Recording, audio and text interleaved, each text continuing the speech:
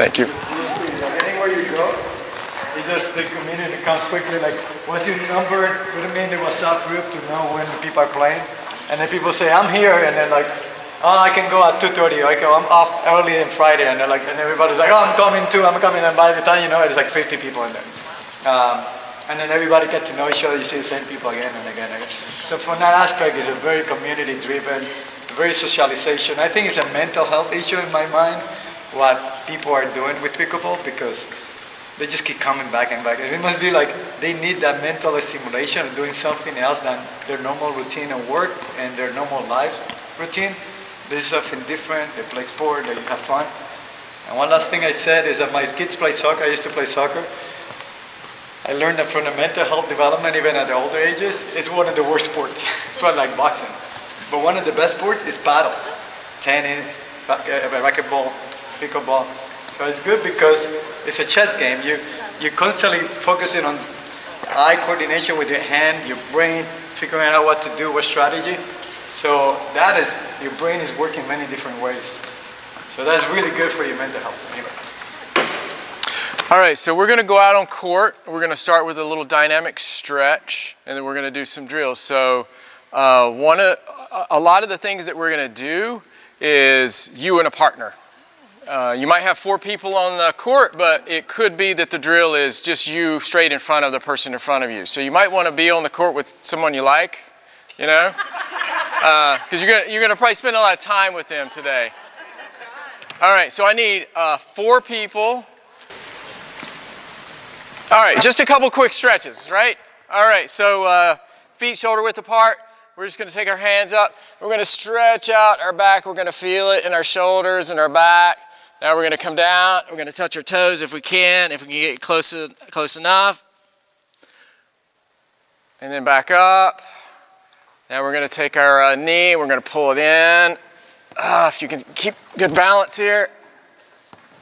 Left knee, good. All right, there should be a line in front of you, and just do this as much as you're comfortable with, but we're gonna do what's called scissors. So we're just gonna go in front of the line just like this for about 10 seconds.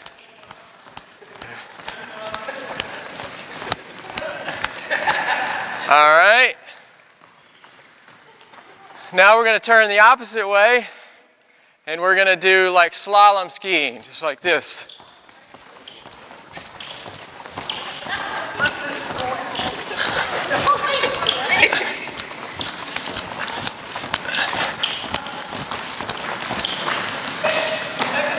All right, good job, good job. I don't want to wear you guys out, but so the next thing I want to do is I want to talk a little bit about footwork.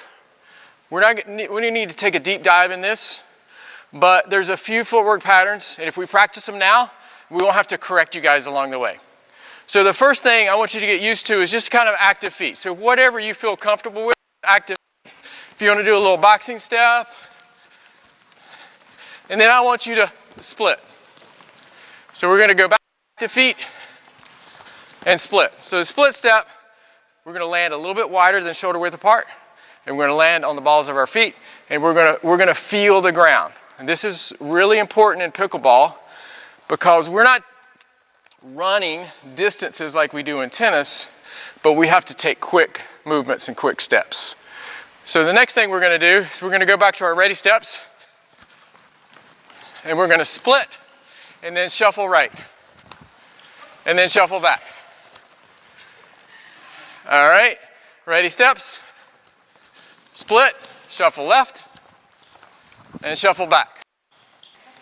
Whether you noticed it or not, or if it's intuitive, I want you to think, when I move right, left leg. So if I'm moving to the right, I'm pushing here, that's my first step. That's how I shuffle, pushing. If I'm moving left, it's my right foot. All right, the last thing, we're going to go back to the ready steps. Split, pivot. Okay, now we're going to pivot from the left. Ready steps, split, pivot. So when Jose and I were up at this non-volley line, kitchen line, there's a few different names for it. You want to stay up there. There's a big advantage of being close. What's the big advantage? Anybody know what the big advantage is? Versus back here, what's the big advantage? I was going to say, it's not a big bounce. I have crazy angle shots that I can do from here that I can't do from back there. So you want to stay up at that line as much as possible. So when a ball comes to you and it bounces at your feet, don't do this. Just do that. That way you keep one foot as a reference. Because if you backpedal, then you're like, where's that line? Oh, there it is. That's too much time. Pickleball is boom, boom. It's really fast. So we want to move off this line, make our shot, and back up. So we need to have these pivot steps. When you move right or left, it shuffles.